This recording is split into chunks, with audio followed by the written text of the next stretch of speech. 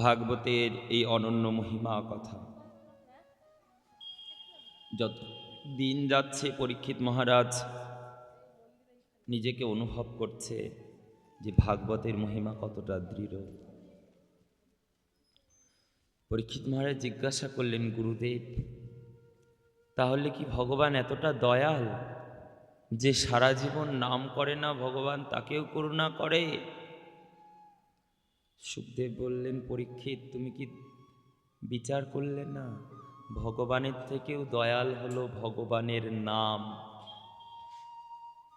শুধু নাম স্মরণ মাত্রে দেখো না যে সারা জীবন ভগবানকে কখনো ডাকেনি, চায়নি, সেও ভগবানকে লাভ করল, সেও ভগবানের কৃপা গ্রহণ করল।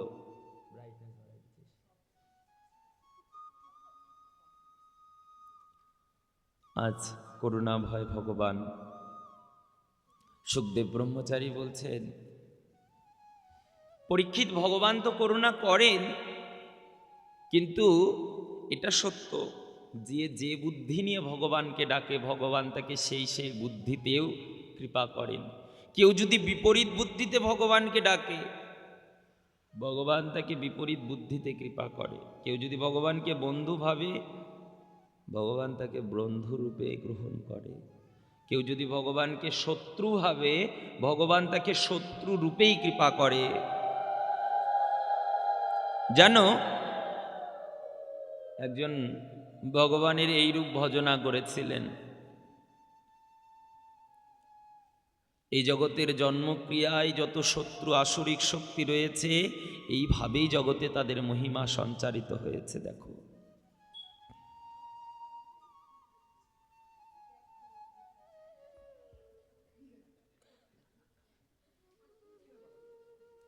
আরে ওই লোকটা একটা মানুষের থেকে মালা পড়বে, সেই মানুষটা তো যায় না।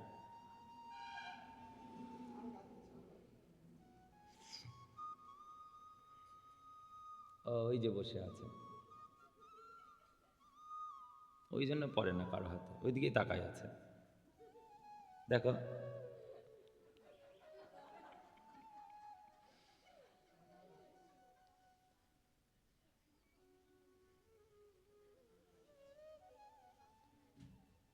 দেখে আছি, দেখো।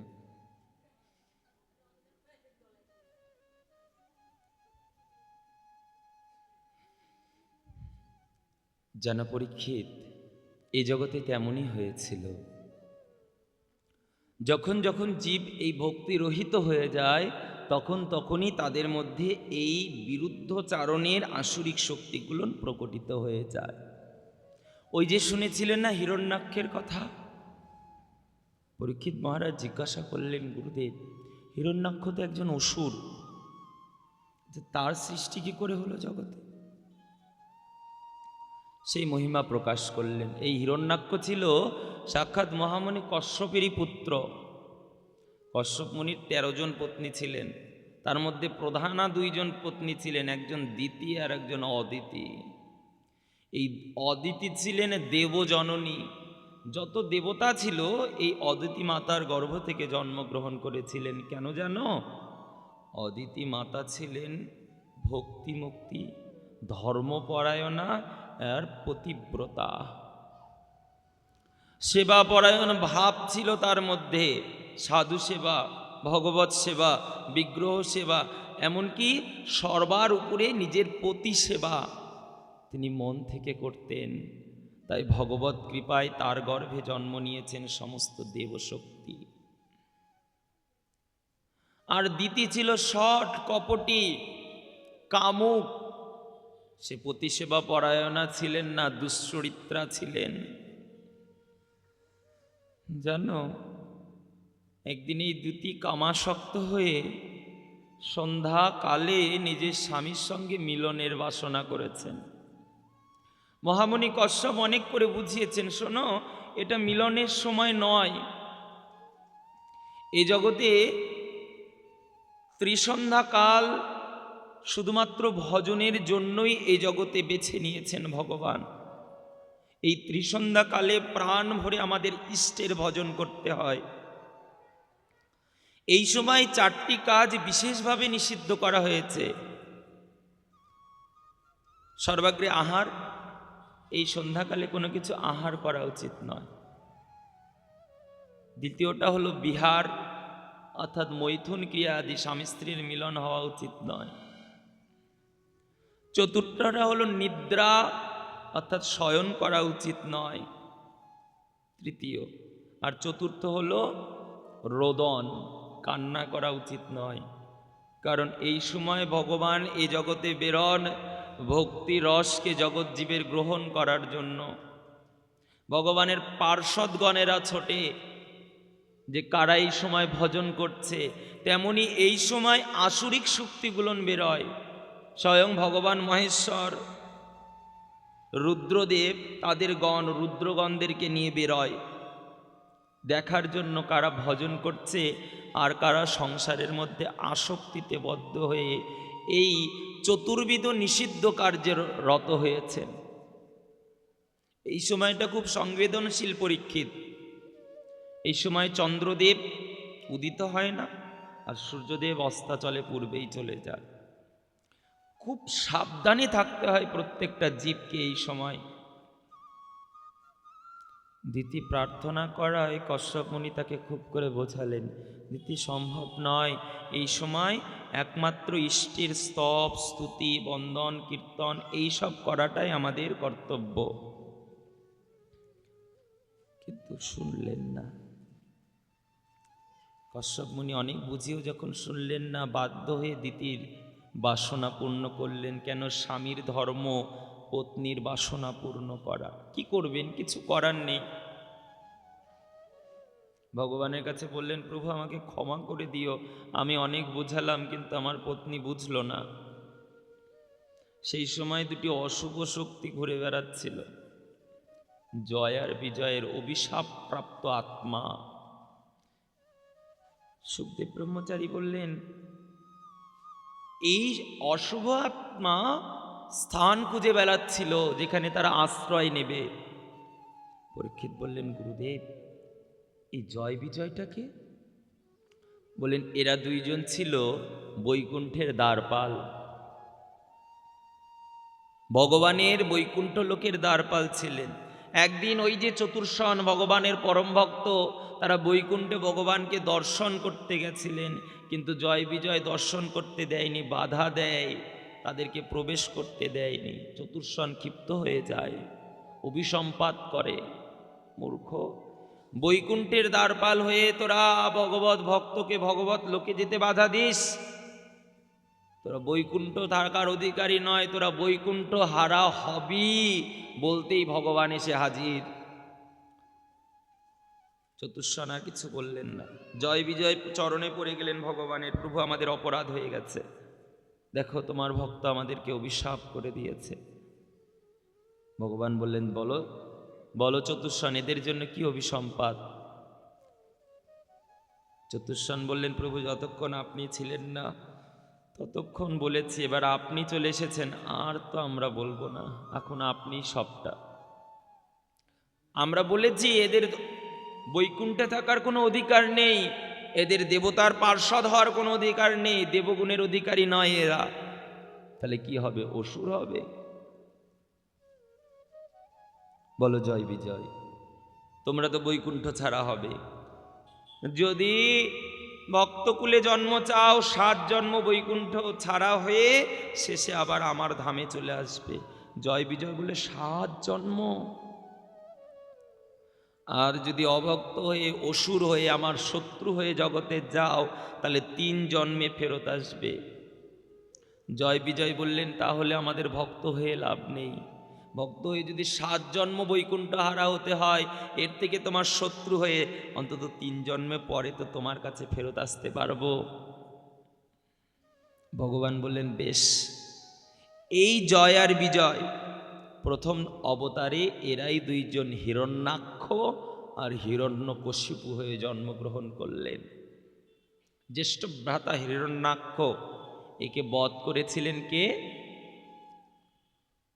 স্বয়ং বরাহ অবতারকারী ভগবান।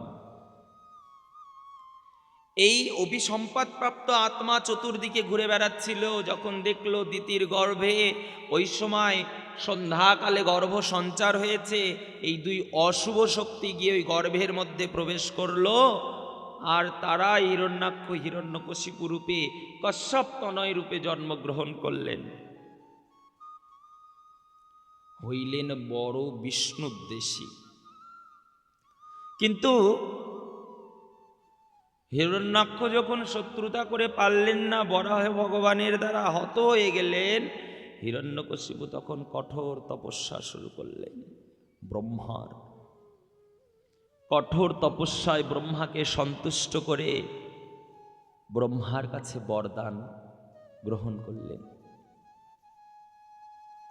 ব্রহ্মা এত কঠোর তপস্যা করছেন, তিনি পর্বত শৃঙ্গের উপরে এক পদে এক অঙ্গুলের উপরে শীত গ্রীষ্ম বর্ষা, ব্রহ্মা সন্তুষ্ট হয়ে দেখা দিলেন, প্রার্থনা করলেন, হিরণ্যাক্ষ তুমি এত কঠোর তপস্যা করছো, বলো তুমি কি চাও? হিরণ্যকশিপু বললেন, যে ছলিয়া নারায়ণ বিষ্ণু আমার দাদাকে বধ করেছে, আমি তাকে মারতে চাই, কিন্তু আমি জানি তার কাছে কেউ জয়লাভ করতে পারে না, তাই আমি আপনার কাছে বরদান চাই, আমি অমরত্ব চাই। ব্রহ্মা বললেন, হিরণ্যকশিপু এ সংসারে তো আমি নিজে অমর নয়, তোকে অমর কি করে করব? তাহলে বরদান চাও। কি বরদান চাও বলো তো? তাহলে একটা নয়, আমি আপনার কাছে 6টি বরদান চাই। এই বরদান করুন, আমাকে যেন কোনো মানবও না মারতে পারে আর কোনো পশুও না মারতে পারে। ব্রহ্মা বললেন, বেশ তথাস্তু। এই বরদান করুন, আমি যেন কোনো অস্ত্রেও না মরি, কোনো শস্ত্রেও না মরি। ব্রহ্মা বললেন, তথাস্তু। বরদান করুন, আমি যেন দিনেও না মরি, রাতেও না মরি। বলে তথাস্তু। চতুর্থ বরদানে বললেন, আপনি আমাকে এই বরদান করুন, আমি যেন আকাশেও না মরি, আমি যেন মাটিতেও না মরি। তাতেও বলে দিলেন, বেশ তথাস্তু, তাই হবে। পঞ্চম বরদান, এই বরদান করুন, যেন আমি ঘরেও না মরি, বাইরেও না মরি। ব্রহ্মা সেই বরদানেও সম্মতি দিলেন। শেষ ষষ্ঠ বরদান চাইলেন, আপনি এই বরদান করুন, 12 মাসের কোনো মাসেই যেন আমি না মরি। ভগবানের কি মায়া, ব্রহ্মা তো বলে দিলেন তথাস্তু। হিরণ্যকশিপু মনে মনে ভাবলেন, ব্রহ্মা কি বোকা? আরে 12 মাসের কোনো মাসে যদি না মরি, তাহলে মরব কখন? ব্রহ্মা এইটুকু বুঝতে পারল না? এতটাই মূর্খ ব্রহ্মা। খুব খুশি হলেন, যাক আমি জিতে গেছি, আমি তো বরদান পেয়ে গেছি। আনন্দ করলেন, আর নিজের ঔদ্ধত্য এবং আসরিক শক্তিতে গোটা জগতের সাধু সজ্জন ভক্ত বৈষ্ণব ঋষি মুনি গন্ধর্ব কিঙ্কর দেবতাদের উপরে শুরু করলেন অকথ্য অত্যাচার। কারণ তিনি জানে এখন বিষ্ণু এলেও আমাকে মারতে পারবে না, কারণ আমি তো অমর। খুব অত্যাচার শুরু করলেন। এই হিরণ্যকশিপুর পত্নী হলেন কয়াধু। এ কয়াধুর এক এক করে দেখতে দেখতে 3টি সন্তান হয়ে গেছে পূর্বেই। তখন কিন্তু হিরণ্যকশিপু সিদ্ধি লাভ করেননি, আর সিদ্ধি লাভ করার পরে তার গর্ভে আবার একটি মহাসুরিক ক্রিয়ার সন্তান গর্ভে সঞ্চার হলো। আগে আছে আহ্লাদ সংহ্লাদ আদি আরা আছে, কিন্তু এইবার আবার গর্ভ সঞ্চার হলো। দেবতারা ভয় পেয়ে গেল, এই মহাসুরের তেজে সৃষ্ট হবে যে সন্তান, না জানি সে কত বড় মহাসুর হবে। তাই দেবতারা সিদ্ধান্ত নিলেন ওই সন্তানকে গর্ভেই মারতে হবে। তাই সব দেবতারা চুক্তি করে কয়াধুকে ধাওয়া করলেন ওই সন্তানকে মারার জন্য, হিরণ্যকশিপুর পত্নীকে। হিরণ্যকশিপু নিজের জীবন, তিনি তো কোনোভাবেই ভাবেন যে আমার জীবন অমর, আমাকে কেউ স্পর্শটুকু করতে পারবেন, আমার কেশাগ্র বাঁকানোর কারো ক্ষমতা নেই।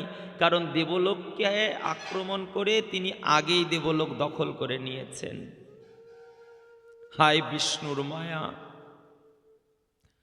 দেখো, তখন দেবলোককে আক্রমণ করে দেবলোকের রাজ সিংহাসনে তিনি বসে আছেন। ঘরে ঘরে হিরণ্যকশিপু প্রচার করেছেন, শোনো, কারো পুজো করতে হবে না, তোমরা শুধু আমার পুজো করো। তোমাদের আর কারো সেবা করতে হবে না, কাউকে মানতে হবে না, তোমরা শুধু আমাকে মানো, আমরাই সব। যখন নিজের এই রূপ স্বরূপকে তিনি প্রকাশ করছেন, দেখো কি মায়া ভগবানের। দেবতারা আক্রমণ করেছেন, কয়াধু ছুটে প্রাণপণে ছুটছেন, ছুটতে ছুটতে পৌঁছে গেছে দেবর্ষি নারদের কাছে। দেবর্ষি নারদ কয়াধুকে ধরে বলছেন, মা, আপনি এইভাবে ছুটছেন কেন? দেবর্ষি নারদকে বলছে কয়াধু, দেবর্ষি আপনি আমাকে বাঁচান, দেবতারা আমার পিছনে আমাকে মারার জন্য আক্রমণ করেছে, তারা আমার পিছনে লেগেছে, আমি আমার জীবন বাঁচানোর জন্য শুধু প্রাণপণে ছুটছি। কেন? কি অপরাধ আপনার? অপরাধ, আমি হিরণ্যকশিপুর পত্নী, তাতে কি হয়েছে? তাতে অপরাধের কি? অপরাধ, হিরণ্যকশিপুর সন্তান আমার গর্ভে, তাতে কি হয়েছে? অসুরের সন্তান মহা অসুর হবে, এই জন্য দেবতারা আমাকে মারার জন্য ধাওয়া করেছে। না না, অসুরের সন্তানই যে অসুর হয় এটা কখনো সত্য নয়। সাধুর সন্তান যে সাধু হবে তাও কেউ বলতে পারে না। জীব যেমন সঙ্গ পাবে তেমন ভাবে নিজেকে পরিবর্তন করে নিতে পারে। আরে, একটা শিশু জন্ম মাত্রে কখনো সে সাধু হয় না, অসুর হয় না, তার পরিবেশ পরিস্থিতি আর প্রারব্ধ পূর্বজন্মের স্বীকৃতিবশত তার জন্মের পরিবর্তন হয়। দেবতারা ছুটে এসেছে, নারদকে বলছেন, নারদ, কয়াধুকে তুমি আমাদের কাছে দিয়ে দাও। নারদ বললেন, কেন দেব? বলে, ওকে আমরা বধ করব। কি দোষ করেছে এই মা? কারণ হিরণ্যকশিপুর ঔরসজাত সন্তান ওর গর্ভে রয়েছে, ও এটা তার অপরাধ। আমি কথা দিচ্ছি দেবগণ, হিরণ্যকশিপুর ঔরসজাত হলেও এই সন্তানকে আমি পরম বৈষ্ণব বানাবো। পারবে না। তুমি জানো না হিরণ্যকশিপু কত বড় অসুর, হোক না যত বড় অসুর, কিন্তু শাস্ত্র প্রমাণ এ জগতের মহা অসুর পর্যন্ত ভাগবতীয় বার্তা এবং ভাগবতীয় রসাসুধা আস্বাদনের দ্বারা জগতে পরম বৈষ্ণব হয়ে গেছে। আমি আজ থেকেই ওই মাতৃগর্ভে থাকা গর্ভস্থ শিশুকে পরম ভাগবতীয় বার্তা আস্বাদন করাবো। বেশ, ঠিক আছে, তাই করব আমি। কয়াধুকে ছেড়ে দিলেন। দেবর্ষি নারদ এই কয়াধুকে নিরন্তর ভাগবত কথা শুনিয়ে শুনিয়ে তার গর্ভস্থ সন্তান হয়ে গেলেন পরম ভাগবত। নাম হলো প্রহ্লাদ। যেই দিন জন্ম নিলেন, জন্মের সময় সেই ভক্ত ওরি ওরি ওরি ওরি বলেছেন। কে শুনলেন? হিরণ্যকশিপু। কিন্তু প্রহ্লাদ কি বলেছে? প্রহ্লাদ জন্মের সময় বলে উঠেছে হরি হরি হরি হরি। আর হিরণ্যকশিপু শুনলেন ওরি ওরি ওরি। ওরি মানে হলো শত্রু। বাহ, এ আমার পরম পরম উত্তরাধিকারী সন্তান হবে, যে জন্ম নিয়েই শত্রুকে খুঁজে বেড়াচ্ছে। দেখো, কনিষ্ঠ সন্তান খুব আদরে, হিরণ্যকশিপু খুব আদর করে যত্ন করতে শুরু করলেন সন্তানকে। সঠিক সময় হতেই সন্তানকে পাঠিয়ে দিলেন গুরুগৃহে।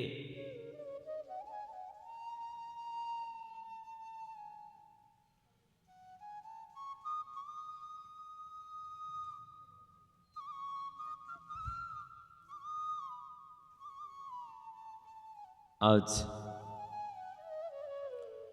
গুরুদেব শুক্রাচার্যের দুইজন যোগ্যতা নয়, ষণ্ড আর মার্ক।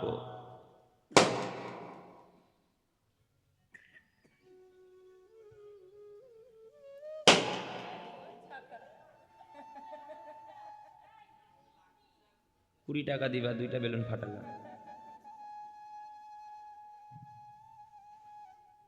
আর ওটা যদি ফেটে যায় বাচ্চাটার কাছে তাহলে 30 টাকা।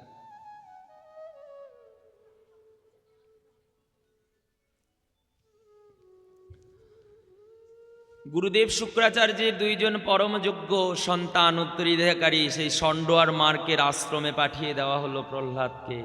কিন্তু প্রহ্লাদের স্বভাব ছিল বাল্যকাল থেকে কৃষ্ণ ভক্তি পরায়ণ। ছোট থেকেই সেই প্রহ্লাদ না কৃষ্ণ ভক্তিতে আসক্ত চিত্ত। বন্ধুদের সঙ্গে খেলা করে, কিন্তু খেলা করে কৃষ্ণ নামের খেলা।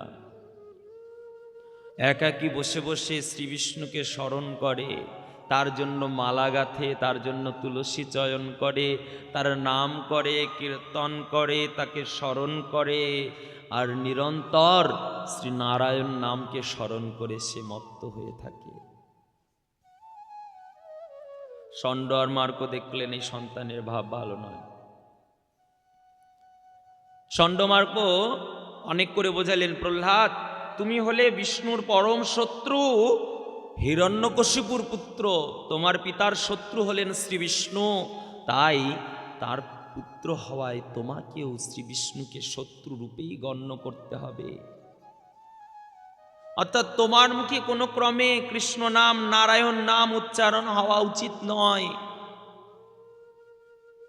প্রহ্লাদ বলছেন, গুরুদেব কিন্তু আমি তো জানি নারায়ণ পরম বান্ধব, নারায়ণই আমাদের সর্বস্ব, তিনি আমাদের আদি পিতা, তার থেকে আমরা জন্ম। তো আমার পিতা যদি হিরণ্যকশিপু হয়, আমি তো জানি তিনি সেই পিতারও পিতা, আদি পিতা, জগৎ পিতা, তিনি বিশ্ব পিতা। সেই পিতার কি নাম গ্রহণ করা, ভজন করা উচিত নয়? ষণ্ড মার্ক বলছে, দেখো অত কিছু জানি না, কিন্তু তুমি কিছুতেই বিষ্ণুর নাম নিতে পারো না, কারণ বিষ্ণু হলো তোমাদের শত্রু, তুমি বিষ্ণুর একমাত্র শত্রু, উত্তরাধিকারী। প্রহ্লাদ শুনলেন না। গুরুদেব তো মারকাটু বিদ্যা শেখায়, অসুরের বিদ্যা যেটা, আর প্রহ্লাদ তো শুধু ভক্তিই শেখে, ভালোবাসতেই শেখে। জীবে দয়া নামে রুচি, এই হলো তার ধর্ম। যে যতই বোঝায়, প্রহ্লাদ ওই সব কিছুই বোঝে না, মাথায় ঢোকে না। দেখুন ওই মারকাটু বিদ্যা গুরুদেব শেখায়, প্রহ্লাদের চোখ দিয়ে জল পড়ে। হায় হায়, গুরুদেব কোন হিংসা শেখাচ্ছে। আমাদের শ্রীহরিতে বলে সর্বজীবে দয়া। সর্বজীব আমাদের সজ্জন, তাদের সঙ্গে মিত্র ভাবাপন্ন থাকা। অনেকদিন থাকলেন, ষণ্ড মার্ক তো কিছুই করতে পারলেন না। একদিন হিরণ্যকশিপু, অনেকদিন তো হলো পুত্র গুরু গৃহে আছে, একটু দেখতে গেলেন, দেখি তো পুত্র কেমন বিদ্যা শিখছে, আসুরিক বিদ্যা কিরকম শিখেছে। গুরুদেবের আশ্রমে গেলেন, ষণ্ড মার্ক দণ্ডবত করে প্রণাম করলেন মহারাজকে।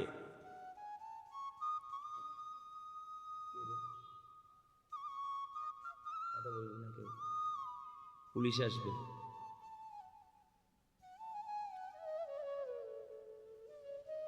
ষণ্ড মার্ক প্রণাম করেছেন মহারাজকে। হিরণ্যকশিপু বললেন, ষণ্ড মার্ক কই কই আমার হৃদয়ের রতন, একটু প্রহ্লাদকে আনো তো, দেখি সে কেমন অসুর হয়েছে, কেমন বিদ্যা শিখেছে। ডেকে আনা হলো প্রহ্লাদ। বাবাকে দেখে দৌড়ে এসে প্রহ্লাদ জড়িয়ে ধরেছেন। বাবা সন্তানকে বুকে তোলে নিয়ে জড়িয়ে ধরে অত কত চুম্বন করে কোলে, নিজের কোলের উপরে বসে নিয়ে বলছেন, বলতো বাবা, এই গুরুগৃহে তুই কেমন বিদ্যা শিখছিস? খুব ভালো। তাহলে একটু প্রমাণ দে তো, বলতো বিদ্যা মধ্যে এ জগতে কোন বিদ্যা শ্রেষ্ঠ? এ জগতে তো এত বিদ্যা রয়েছে, তুই যে এত বিদ্যা শিখছিস, বলতো কোন বিদ্যাটা সব থেকে শ্রেষ্ঠ? প্রহ্লাদ বললেন, কেন বাবা, বিষ্ণু ভক্তি এ জগতে একমাত্র শ্রেষ্ঠ বিদ্যা, যে শিখতে পারে তার মতন ভাগ্যবান এ জগতে কেউ নেই। বলা মাত্র প্রহ্লাদকে কোল থেকে তুলে নিয়ে দূরে ছুঁড়ে ফেলে দিলেন হিরণ্যকশিপু। কুলাঙ্গার, এই বিদ্যা শিখেছিস? এদিকে এই কথা শুনে ষণ্ড আর মার্ক ভয়ে কাঁপছে। ডাকলেন ষণ্ড মার্ককে, তোমরা এই শিক্ষা দিয়েছো আমার সন্তানকে? ষণ্ডমার্ক কম্পিত হয়ে বলছেন, মহারাজ আমাদের কোনো দোষ নেই, নিশ্চিত আপনার কোনো শত্রু গোপনে আশ্রমে এসে এই ভুল বিদ্যা শিখিয়ে দিয়ে গেছে, আমাদের কোনো দোষ নেই মহারাজ, বিশ্বাস করুন। বলে পাহারা বাড়াও। আর আজ যে কথা আমি প্রহ্লাদের মুখ দিয়ে শুনলাম, এটা যেন আর কোনোদিন শুনতে না পাই। তুমি তো জানো আমরা হলাম বিষ্ণুর পরম শত্রু, এই জ্ঞানটা যেন ওর মধ্যে থাকে।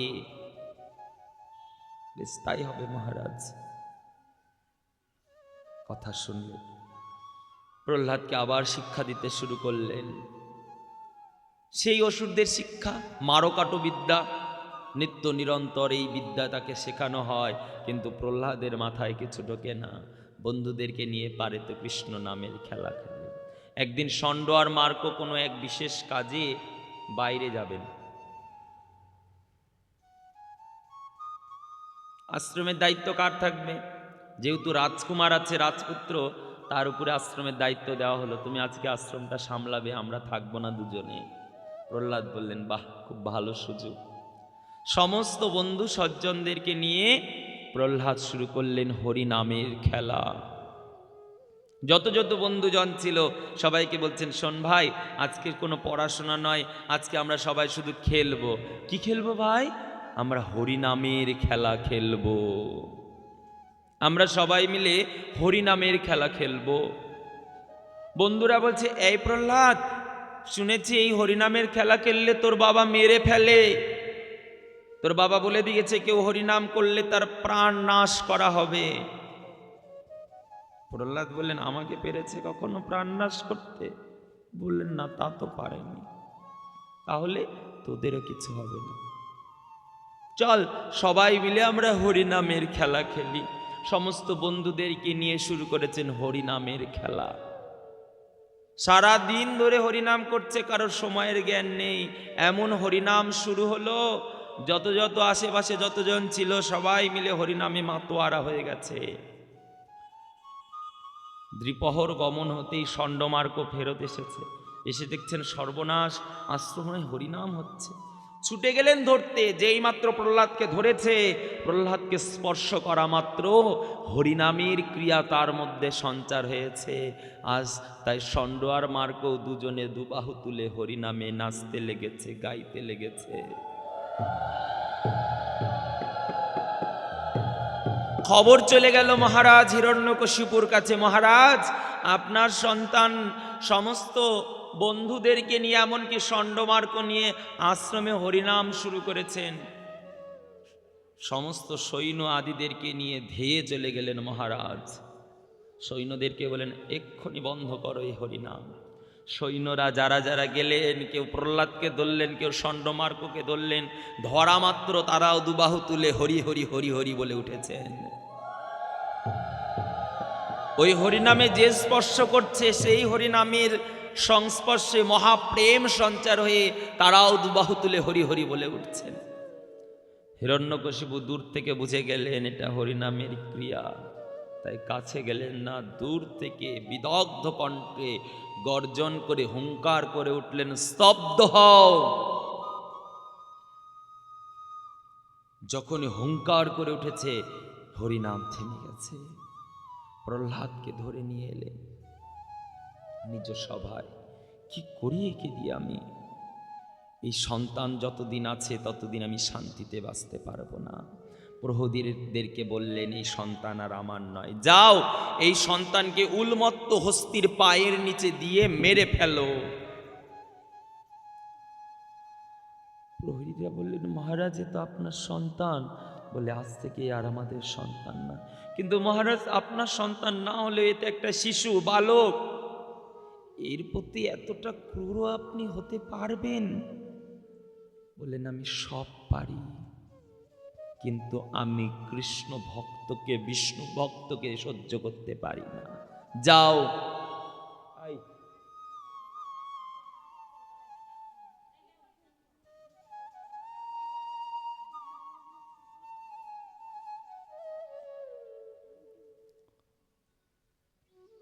আমি সব পারি, কিন্তু বিষ্ণু ভক্তকে সহ্য করতে পারি না। যাও একে উন্মত্ত হস্তির পায়ের নিচে দিয়ে এক্ষুনি মেরে ফেলো। বেশ মহারাজ, আপনার যাজ্ঞা। প্রহরীদের হৃদয় কেঁপে উঠল। অতটুকু শিশু আর দেখতে এত মায়া ধারে না, মুখের দিকে দেখলে পরে মায়া সৃষ্টি হয়। তবুও যেন তারা মুখ ফিরিয়ে দুই হাত পা বেঁধে উন্মত্ত হস্তির পায়ের নিচে ফেলে দিলেন। উন্মত্ত হস্তি উন্মত্ত গতিতে ছুটে চলে গেল, কিন্তু প্রহ্লাদের কিছুই হলো না। প্রহরীরা ছুটতে ছুটতে এসে বলছেন, মহারাজ জানেন আপনার সন্তান প্রহ্লাদের উপর দিয়ে উন্মত্ত হস্তি। বলেছি না বলবে না প্রহ্লাদ আমার সন্তান, আমি ওকে ত্যাগ করে দিয়েছি। আচ্ছা মহারাজ, জানেন ওই প্রহ্লাদের উপর দিয়ে উন্মত্ত হস্তি চলে গেল, কিন্তু প্রহ্লাদের কিছুই হলো না। কি উন্মত্ত হস্তি কিও কিছু হলো না?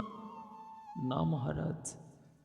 যাও ওর হাত পা বেঁধে পর্বতের শৃঙ্গ থেকে ছুঁড়ে ফেলে দাও।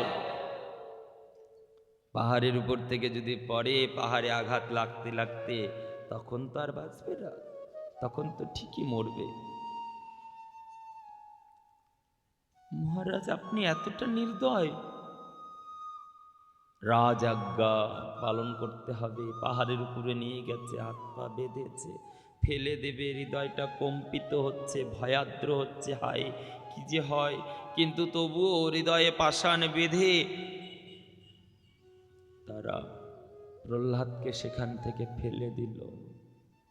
সেখান থেকে ছুটে নিচে এসে দেখতে এলো যে দেখি প্রহ্লাদের কি হলো। ছুটে এসে দেখছে প্রহ্লাদ ভূমিতে পড়ে পড়ে আনন্দে দুবাহু তুলে কৃষ্ণ নামই করে যাচ্ছে। আবার ছুটে এলেন সব প্রহরীরা, মহারাজ আমরা তো প্রহ্লাদকে ওই শৃঙ্গ থেকে ফেলে দিলাম, তবু প্রহ্লাদের কিচ্ছু হলো না, প্রহ্লাদ যেমন তেমনই রয়েছে, তাও মরেনি। যাও ওর হাত পা বেঁধে বুকে পাষাণ বেঁধে সাগরের জলে ফেলে দাও, তাতেও কিছু হলো না। যাও ওকে হাত পা বেঁধে সর্পের কারাগারে ফেলে দাও, তাতেও কিছু হলো না। নিজের মায়ের দিয়ে বিষের নাড়ু খাওয়ানো হলো, তাতেও প্রহ্লাদের কিছু হলো না।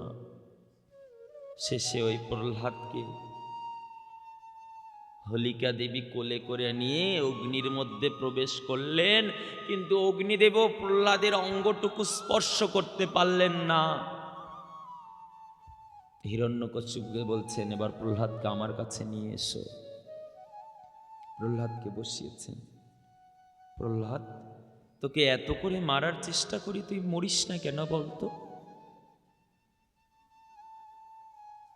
তোকে উন্মত্ত হস্তির সম্মুখে ফেলে দিলাম, মরলি না কেন? প্রহ্লাদ বলছেন, বাবা তা তো আমি জানি না।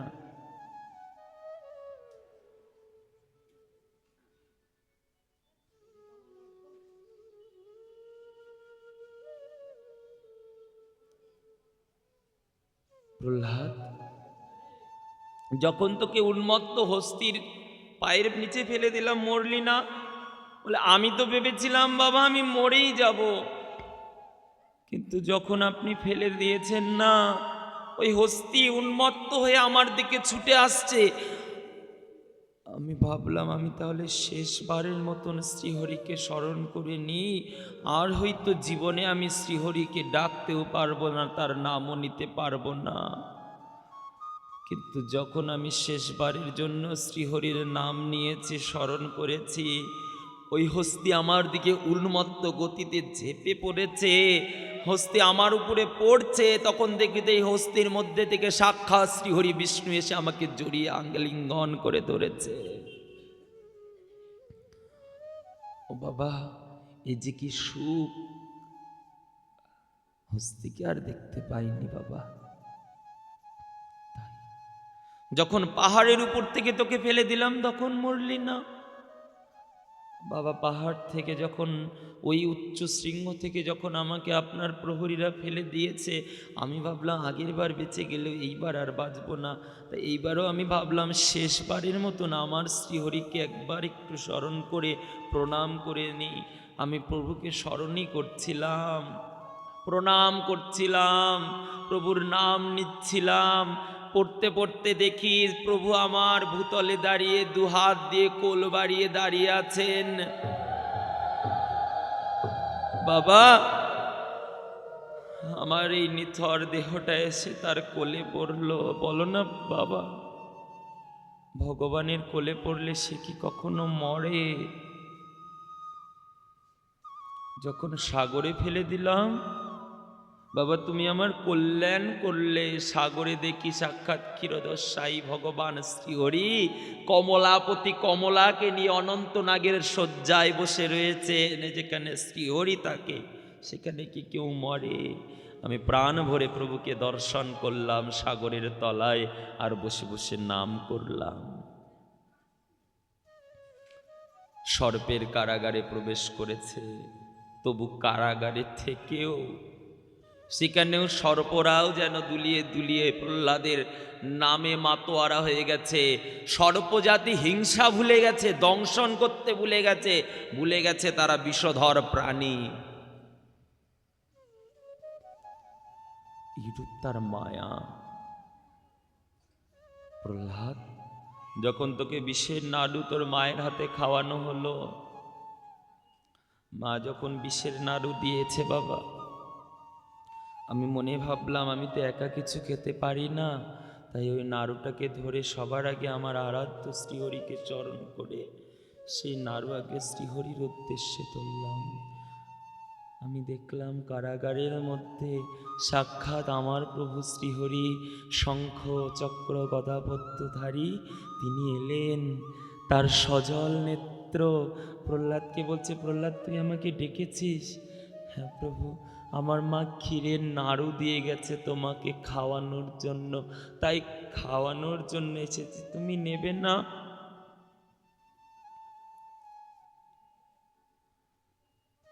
প্রহ্লাদ বলছেন, ভগবান বলেন প্রহ্লাদ আমার ভক্ত জয়ে আমাকে ভক্তিভাবে যা দেয় আমি তাই গ্রহণ করি। ভক্ত যদি আমাকে বিষ দেয় আমি বিষও গ্রহণ করি। তোমাকে আর কি বলবো? ওই বিষ নাড়ু যখন ধরেছি, ভগবান সেই বিষ নাড়ু গ্রহণ করলেন, আর সেই বিষ নাড়ুর অধরামৃত ভগবান নিজ বদন হইতে তুলে আমার বদনে তুলে দিয়ে বললেন, প্রহ্লাদ তুই যেমন আমাকে খাইয়ে দিয়েছিস, আমি কি তোকে একটু খাওয়াই দেব না? বাবা, যখন ভগবান শ্রীহরি নিজ হাতে কিছু খাওয়ায় সেটা কি আর বিষ থাকে?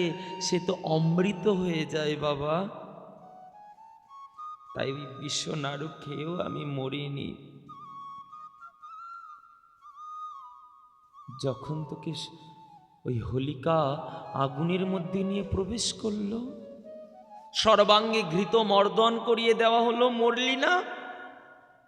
তখনও দেখছি অগ্নিদেব চতুর্দিকে এসে আমার নৃত্য করছে আনন্দে। আহা কি আনন্দ! কেন জানো? সেও কৃষ্ণ নামে মাতোয়ারা হয়েছে, প্রেমময় হয়েছে, তাই প্রাণ ভরে নামে প্রেমে মাতোয়ারা হয়ে অগ্নিদেব অঙ্গটুকু স্পর্শ করলেন না। প্রহ্লাদ বলছেন, বাবা বলো না, শ্রীহরি যাকে রক্ষা করে তাকে কে মারতে পারে? প্রহ্লাদ, সব জায়গায় তোর শ্রীহরি, কোথায় থাকে তোর শ্রীহরি বলতো, যে সব সময় সে রক্ষা করে?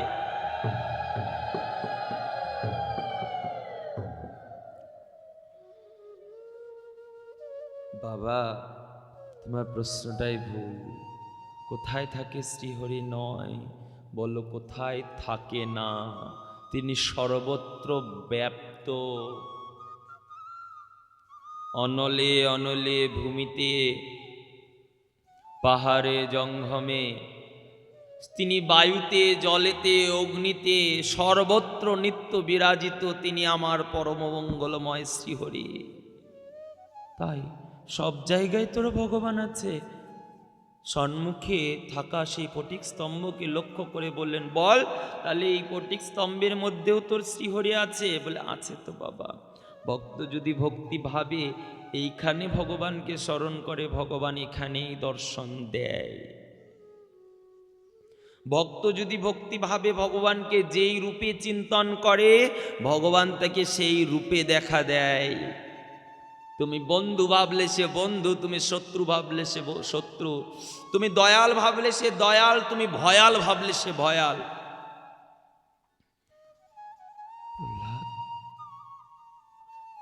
সত্যি ফটিক স্তম্ভের মধ্যে তোর শ্রীহরি আছে। সঙ্গে সঙ্গে সজোর আঘাত করে ওই ফটিক স্তম্ভকে ভাঙলেন, আর ফটিক স্তম্ভের মধ্যে থেকে বেরিয়ে এলেন সাক্ষাৎ নরসিংহ অবতারধারী ভগবান শ্রী নৃসিংহদেব। ভয়ঙ্কর গর্জন করতে করতে বিকট মূরতিধারী, অর্ধেক নর অর্ধেক সিংহ, কি বিকট তার গর্জন করতে করতে সেই ফটিক স্তম্ভের মধ্যে থেকে বেরিয়ে এলেন। হিরণ্যকশিপু বলছেন, এই তোর ভগবান? প্রহ্লাদ, একে তো আমি এখনই কাঁচা চিবিয়ে খেয়ে ফেলবো। প্রহ্লাদ তো ভগবানের অপরূপ রূপ দেখে স্তম্ভিত হয়ে তার স্তব গাইতে শুরু করলেন, তার স্তুতি গাইতে শুরু করলেন, তার বন্দনা গাইতে শুরু করলেন। কত দয়াময় আমার শ্রীহরি। এইদিকে ধেয়ে সেই হিরণ্যকশিপুকে সম্মুখে সজর গর্জন করতে করতে, ভয়ঙ্কর গর্জন করতে করতে সাক্ষাৎ ভগবান ছুটে যাচ্ছেন। আর ওই ভগবানকে দেখে স্বয়ং হিরণ্যকশিপুও তার দিকে ছুটে যাচ্ছেন। মাঝখানে যেই সমবেত হয়েছেন, ভগবান এক সজর আঘাত করে হিরণ্যকশিপুকে সহস্রপদ দূরে গিয়ে ফেলে দিলেন। এইবার প্রথম হিরণ্যকশিপুর হৃদয়ে হলো অনুশোচনা। হায়, তাহলে কি আমার সব শক্তি বৃথা? হিরণ্যকশিপু আবার উঠেছেন, উঠে তার দিকে সজর শক্তি বল নিয়ে ছুটে যেতে লেগেছেন। ভগবানও তার দিকে ছুটিয়ে গিয়ে তাকে ধরে এক আছাড় মেরে মাটিতে ফেলে দিয়েছে। ভয়ঙ্কর যুদ্ধ করে তাকে পরাভূত করে হিরণ্যকশিপুকে যেন ছোট্ট একটা কীটের মতন, পোকার মতন দুই অঙ্গুলি দিয়ে ধরে তুলে নিজের জঙ্ঘার উপরে, কোলের উপরে বসিয়ে নিয়েছেন সাক্ষাৎ নরসিংহধারী ভগবান। চতুর্ভুজ মূর্তি হয়ে তীক্ষ্ণ তীক্ষ্ণ নখের দ্বারা তার উদরকে বিদীর্ণ করতে শুরু করেছেন। আর গর্জন করে বললেন, দুরাচারী, দুষ্ট, পাষণ্ড, তুই আমার ভক্তের অঙ্গে আঘাত করেছিস। তুই জানিস না, কেউ যদি আমার নামে নিন্দা করে, আমাকে আঘাত করে, আমি তবু তাকে ক্ষমা করে দিই। কিন্তু আমার ভক্তকে যদি কেউ কষ্ট দেয়, আমার ভক্তকে যে কেউ পীড়ন করে, আমি তাকে কোনো মতে ক্ষমা করি না। হিরণ্যকশিপু, আজ তোর রক্ষা নেই, আজ তুই শেষ এখানে। হিরণ্যকশিপু কম্পিত কণ্ঠে বলে উঠলেন, না না, তুমি আমাকে মারতে পারো না। কেন? আমার উপরে ব্রহ্মার বর আছে। ব্রহ্মা বলেছে কোনো মানব বা পশু আমাকে মারতে পারবে না। সিংহ ভগবান বলছেন, সেই জন্যই তো তোর জন্য আমি অর্ধেক নর আর অর্ধেক পশু হয়ে এসেছি। আমি নরও নয়, আমি পশুও নয়, আমি অর্ধেক নর অর্ধেক সিংহ, আমি নরসিংহ ভগবান। তবু তুমি আমাকে মারতে পারবে না, কারণ কোনো অস্ত্র বা শস্ত্রের দ্বারা আমি মরব না। আরে তোর জন্য কোনো অস্ত্র শস্ত্র না, আমার এই তীক্ষ্ণ তীক্ষ্ণ নখই যথেষ্ট। তবু তুমি আমাকে মারতে পারবে না, কারণ ব্রহ্মা বলেছে আমি দিনেও মরব না, রাতেও মরব না। হিরণ্যকশিপু, এই জন্য এই সময়টা হলো গোধূলি লগ্ন, দিনও নয় রাতও নয়, এক সংযোগ মুহূর্ত, গোধূলি কাল। তবু তুমি আমাকে মারতে পারবে না, কারণ ব্রহ্মার বরদান আছে, আমি ঘরেও মরব না, বাইরেও মরব না। তাই তো কিন্তু দরজায় নিয়ে এসেছি, চৌকাঠের কাছে, এই চৌদরাই তোকে আমি মারব। তবু তুমি আমাকে মারতে পারবে না, কারণ বরদান আছে, আমি ভূমিতেও মরব না, আকাশেও মরব না। তাই তোকে জঙ্ঘার উপরে ফেলিয়েছি, তবু মারতে পারবে না, আমি 12 মাসের কোনো মাসে মরব না। বলেন, সেই জন্য তোর জন্য আমি পুরুষোত্তম মাস শুরু করেছি। এই মাস যখন থেকে সৃষ্টি হয়েছে, এই মাসের প্রভাব দেখো। পুরুষোত্তম মাস, এই মাস 12 মাসের মধ্যে গণনা হয় না। এই মাস 12 মাসের কোনো মাসের মধ্যে পড়ে না। 12 মাসের যত তিথি এই মাসের মধ্যে পড়ে না। দিন গণনা হয় না, কোনো শুভ কাজ হয় না, কোনো মাঙ্গলিক ক্রিয়া হয় না। এই রকম এই 12 মাসের মহিমা।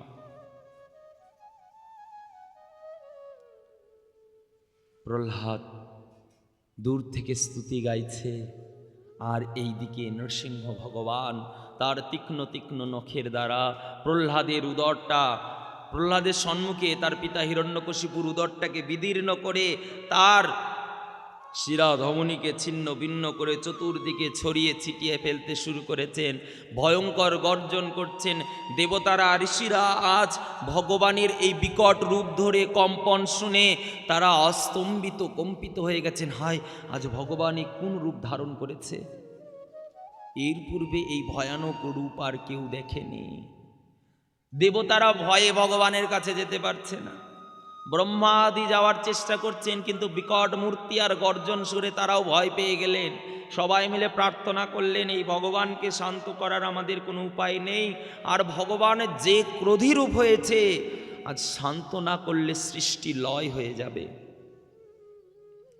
সবাই মিলে প্রার্থনা করলেন, হে মহালক্ষ্মী ভগবতী, আপনি করুণা করে প্রভুকে শান্ত করান।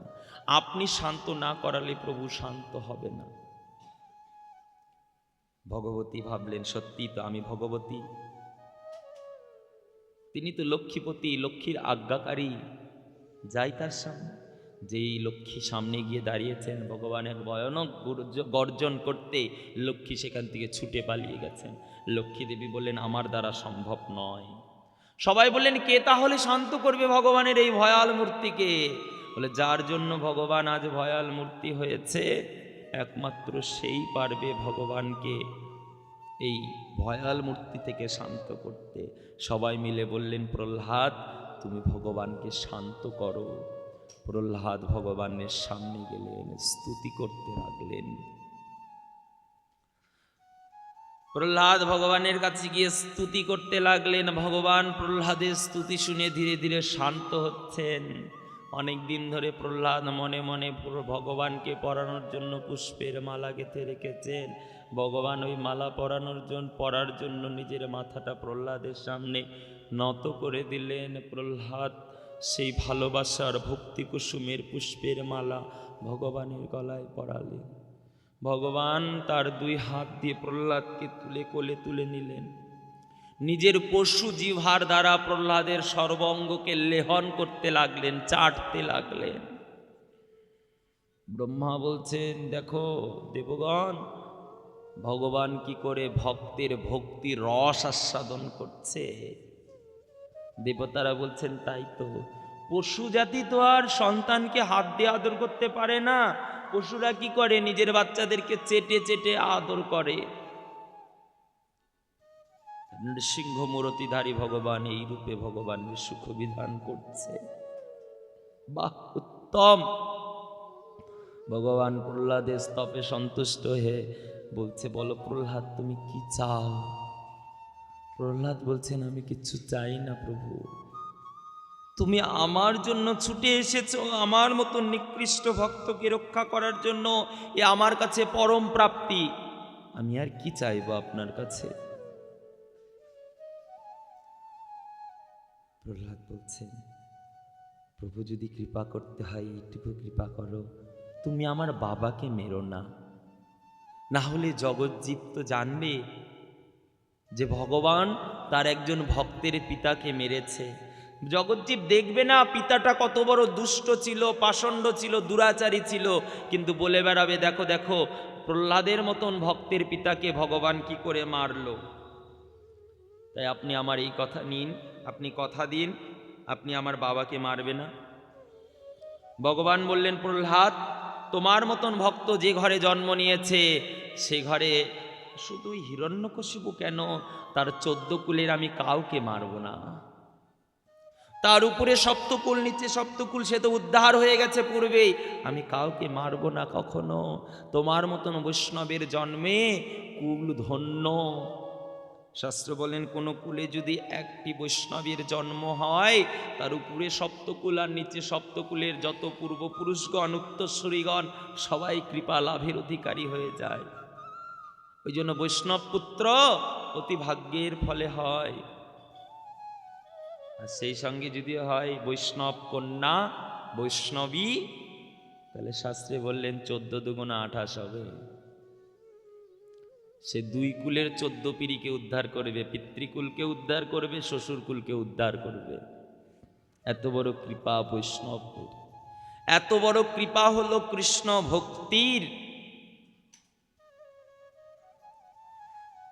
দেখেছ পরীক্ষিত, বিপরীত বুদ্ধিতে ভগবানকে ভালোবাসলে সেই বুদ্ধিতেও ভগবান তাকে কৃপা করে। সেই জন্যই তো আজকে প্রহ্লাদকে কৃপা করে হিরণ্যকশিপুর উদ্ধার করলেন ভগবান। দয়াময় ভগবান এতটা করুণা প্রবর, তা তো আমি জানতাম না। সুখদেব ব্রহ্মচারী বললেন, প্রহ্লাদ, যুগে যুগে ভগবান এই রূপে যে যেভাবে চেয়েছে ভগবান তাকে সেইভাবে করুণা করেছেন। শুধু মানব নয়, কোনো অসুরও যদি চেয়েছে, কোনো পশুও যদি চেয়েছে, ভগবান তাকেও করুণা করেছেন। ভগবান এতটা করুণাময়। বলেন পশুকেও করুণা করেন ভগবান? হ্যাঁ প্রহ্লাদ। কবে করেছে? ইক্ষ্বাকু মন্বন্তরে ভগবান গজেন্দ্রকে উদ্ধার করেছে। গজেন্দ্র? হ্যাঁ গজেন্দ্র গো, ওই যে গজেন্দ্র নিজের দম্ভ অহংকারে নিজের বলিয়ান হয়েছিল, ভগবত ভক্তির কৃপা দেখো, শ্রীহরি নিজে তাকে করুণা করেছেন। ত্রিকুট নামে একটি পর্বত, স্বচ্ছ সরোবর, সুন্দর সুন্দর পশুদের বিচরণ কেন্দ্র, সেখানে বলা হয় দেবতাদের নন্দন কানন। সেখানে একটি গজ ছিল, নাম গজেন্দ্র, গজদের মধ্যে শ্রেষ্ঠ। এত অহংকার আর এত দম্ভ যে অহংকার দম্ভে কাউকে নিজের কাছে বড় বলে ভাবতেন না। সঙ্গ পঙ্গ নিয়ে যে পথ দিয়ে যেতেন সবকিছুকে ধূলিসাৎ করে দিতেন। কোনো বৃক্ষ গাছ বন জাস তো সব সমান করে দিতেন। এত অহংকার তার চিত্তে। কি হলো জানো? একদিন এই গজেন্দ্র সব সঙ্গী সাথীদেরকে নিয়ে বেরিয়েছে। প্রখর দুপুর বেলায় সূর্য তাপে প্রখরিত হয়ে একটু শীতল হওয়ার জন্য সরোবরে স্নান করতে নেমেছে। আর সরোবরে স্নান করতে নেমে ওই সরোবরের জলের মধ্যে সেই সমস্ত পুষ্প লতা গুল্মকে ধরে চতুর্দিকে ছড়িয়ে ছিটিয়ে ফেলতে লেগেছে। চারিদিকে ছড়িয়ে ছিটিয়ে ফেলে দিচ্ছে। সর্বনাশ! এই রূপে যখন ভয়ঙ্করভাবে তাণ্ডব শুরু করেছেন, সবাই জলে নেমে পড়েছেন। ওই জলের মধ্যে ছিল একটা গ্রাহ, অর্থাৎ কুমির।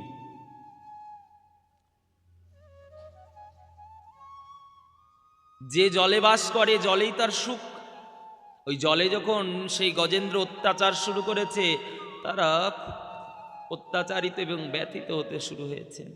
এইবার তার মধ্যে ছুটাছুটি করতে তারা পাটা গিয়ে পড়েছে ওই কুমিরের ওই গ্রাহের লেজের উপরে। হাতির পা পরাতে ব্যথায় যন্ত্রণায় ছটপট করে একদম এক মুড়ে এসে সঙ্গে সঙ্গে ওই গজেন্দ্রর পায়ে কামড়ে ধরেছে।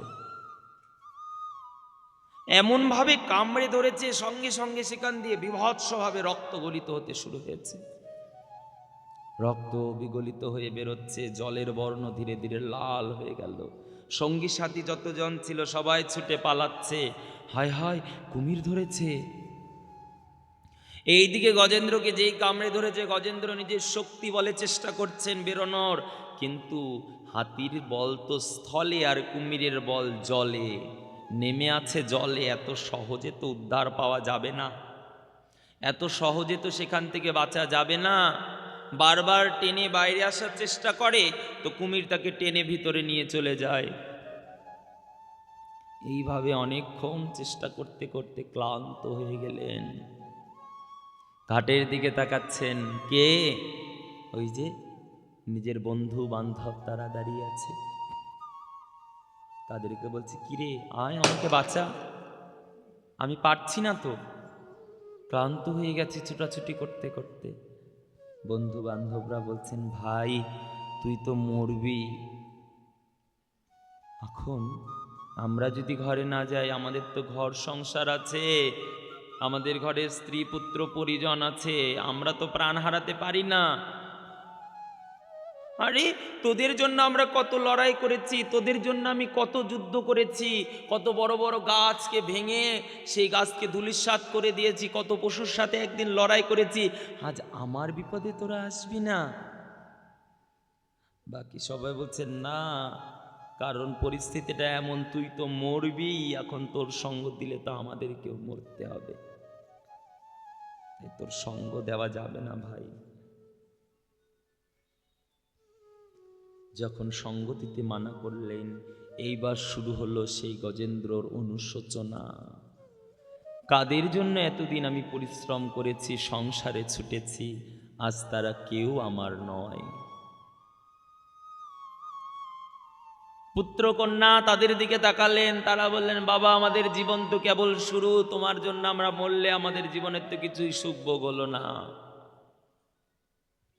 চলে গেলেন, কয়েকদিন থেকে তারা চলে গেলেন, কিন্তু প্রিয়তমা পত্নী সে তো যেতে পারে না, দাঁড়িয়ে আছেন। গজেন্দ্র তার দিকে তাকিয়ে বলছেন, তুমি তো আমাকে বাঁচাও। পত্নী বলছেন, স্বামী ঘরে পুত্র কন্যারা আছে, যদি আমি তোমাকে বাঁচাতে নেমে মারা যাই তাদের কি দশা হবে? তুমি তো মরবে, তার জন্য আমিও মারা যাব। গজেন্দ্র বলেন, হায় হায়, এই জন্যই শাস্ত্র বলেন এটাই হলো মায়ার সংসার। বলেছে না, যাবদ বিত্তোপার্জন শক্তি তাবন নিজ পরিবার ত্যক্ত্য। এই সংসারে যতদিন তোমরা কিছু দিতে পারবে ততদিন সংসার ভালোবাসবে, যেই দিন সংসারে আর দিতে পারবে না, সংসারের কেউ তোমাকে আর ভালোবাসবে না। যাবৎ বিত্তোপার্জন শক্তি, যতদিন ওই বিত্ত উপার্জনের শক্তি ভালোবাসবে, তাবৎ নিজ পরিবার ত্যক্ত্য, ততদিন তোমার পরিবার তোমার খুব যত্ন করবে, খাতির করবে, সেবা করবে, ভালোবাসবে। কিন্তু তদংচ জরায়া জর্জর দেহিং বার্তা কোপি ন তিচ্ছতি গৃহীম। কিন্তু জরায় যেই দিন শরীর জরাজীর্ণ হবে না, নিজের পত্নীও আর তোমাকে ভালোবাসবে না। এই হলো সংসারের নিয়ম।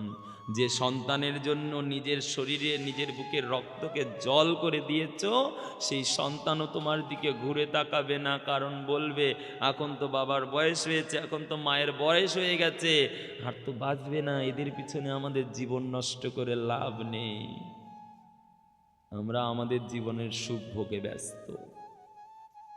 তাই বললেন, তদংচ জরায়া জর্জর দেহিং বার্তা কোপি ন তিচ্ছতি গৃহীম। তখন নিজের পত্নীও খোঁজ নেয় না, স্বামী কেমন আছো, নিজের স্বামীও খোঁজ নেবে না, কি গো কেমন আছো, কারণ তখন জরায় দেহ গ্রাস করেছে। আজ আমার মরণের দশা, তাই আমার স্বজনেরা, আমার পুত্ররা, আমার সহধর্মিনী, তারা সবাই আমাকে ছেড়ে চলে গেল।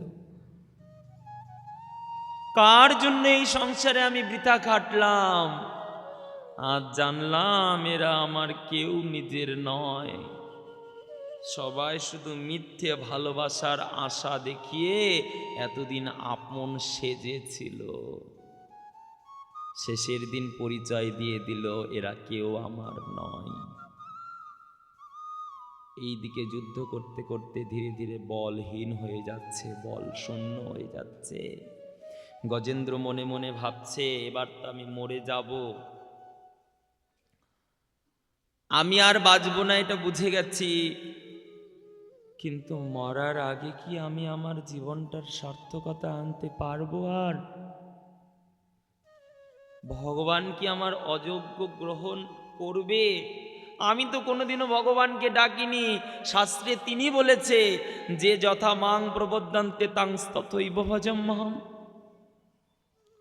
ভক্তের ভাব অনুসারে, ভজন অনুসারে ভক্ত যেই ভাবে যে করে ভগবানের ভজনা করে, সেই রূপে ভগবান কৃপা করে। যা দেয় ভগবান, পত্রং পুষ্পং ফলং তয়ং যমে ভক্ত প্রণশ্যতি।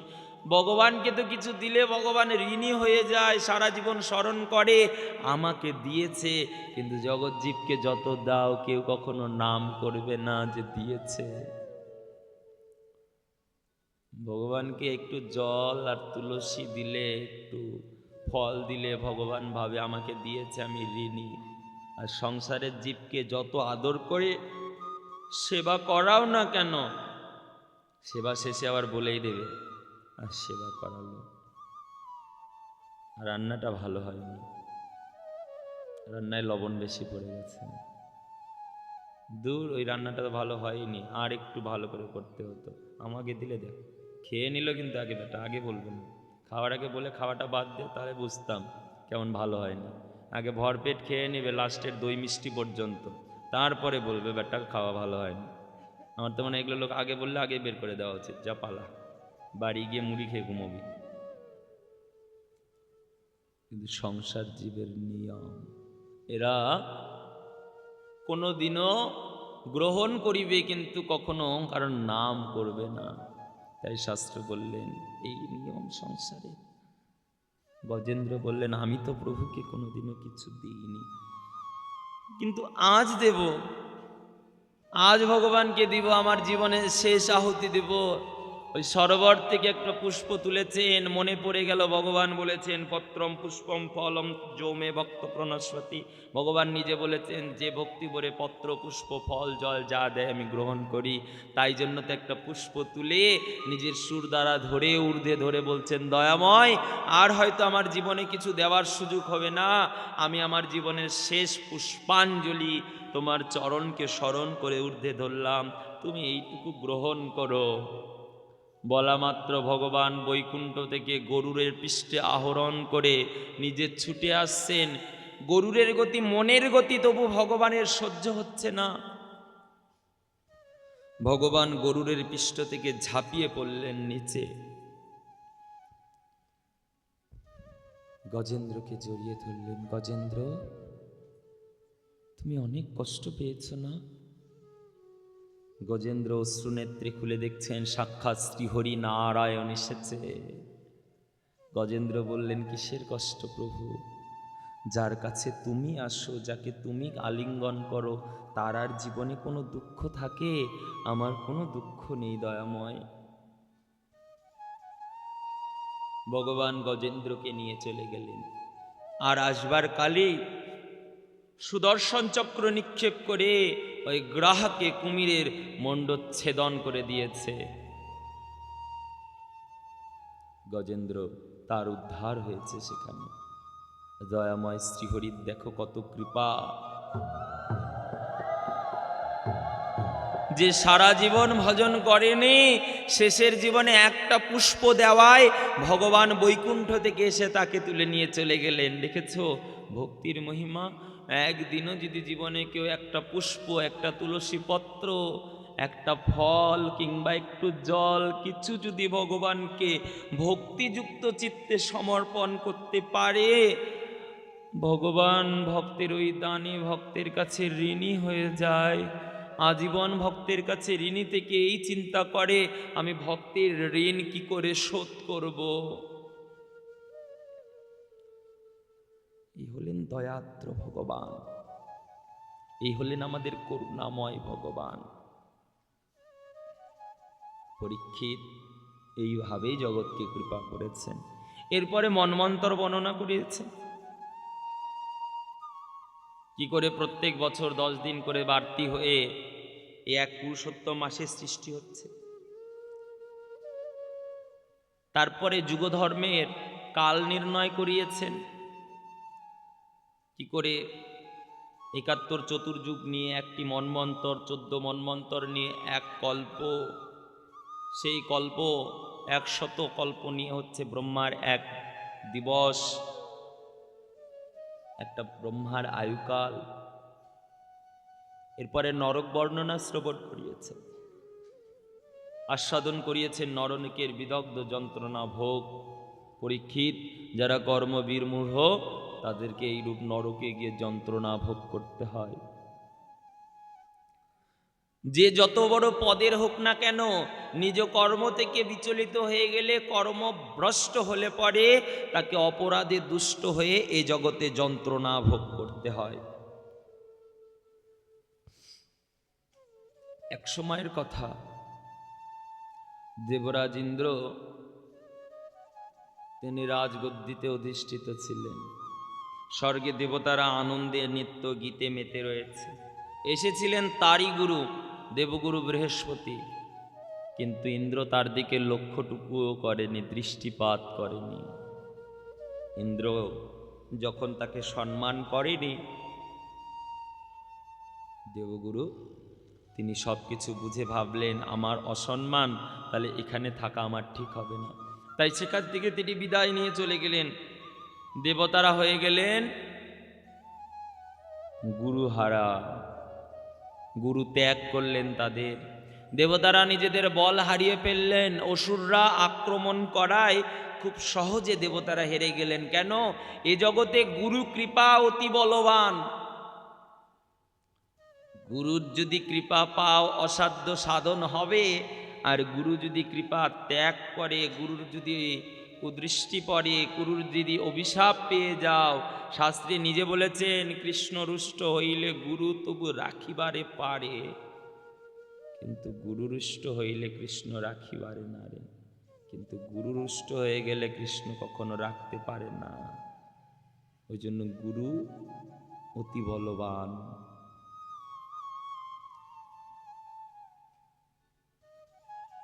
দেবরাজ ইন্দ্র শরণাগত হলেন ব্রহ্মার কাছে।